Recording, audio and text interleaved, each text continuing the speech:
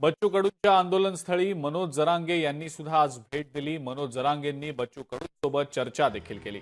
बच्चू कडूंच्या मागण्यांची तातडीने दखल घ्या असा थेट इशारा जरांगेंनी सरकारला दिलाय। शेतकऱ्यांच्या प्रश्नामध्ये जातपात आणायची नाही। शेतकऱ्यांच्या मागण्या पूर्ण न झाल्यास रस्त्यावर उतरू। मागण्या मान्य न झाल्यास राज्यातले रस्ते जाम करू। शेतकऱ्याला न्याय मिळावा म्हणूनच ही घालमेल सुरू असल्याचं मनोज जरांगेंचं म्हणणं आहे। बच्चू भाऊंच्या या शेतकऱ्यांच्या लढ्यासाठी जो बच्चू भाऊने जीव पणाला लावला आहे, मी मुख्यमंत्री आणि दोन्ही उपमुख्यमंत्र्याला सांगतो, बच्चू भाऊच्या मागण्याचे तुम्ही तातडीनं दखल घ्या। भाऊ तुमचे मागणे मान्य नाही केले ना, बघा आम्ही तरी काय करतो, आम्ही सोबत आहेत तुमच्या। यांना सळवते पळच करतो आम्ही, आणि तेवढी शक्ती आहे आमच्यात। इथं शेतकऱ्यांचे पोट्टे आहेत, आपण शेतकऱ्याचे रक्त आपल्या अंगात खेळतंय। इथं जातपात आणायचे नाही, एकजुटीनं राज्यातल्या सगळ्या शेतकऱ्यांना वटणीला आणा, तुम्हाला सांगतो, विनंती करून सांगतो।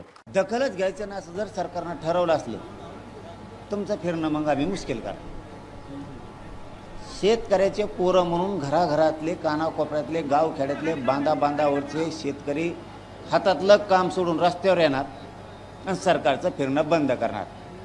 दखल घ्यायची की नाही मग आता ते सरकारने ठरवायचं। राज्यातल्या कानाकोपऱ्यातला, महाराष्ट्रातला एकही शेतकरी बांधव तुम्हाला घरी दिसणार नाही, सगळा रस्त्यावरती दिसेल। त्याचं कारण पण तसंच आहे, शेतकऱ्याचं लेकरू म्हणून स्वतःचा जीव पणाला लावला आहे बच्चू भाऊंनी, आणि त्यांच्यासाठी एक दिवस शेतकरी रस्त्यावरती येत नाहीत असं होऊ शकत नाही।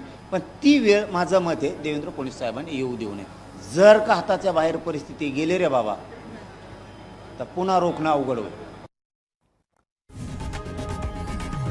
लोकशाही मराठी ऐका, पहा, जागरूक रहा।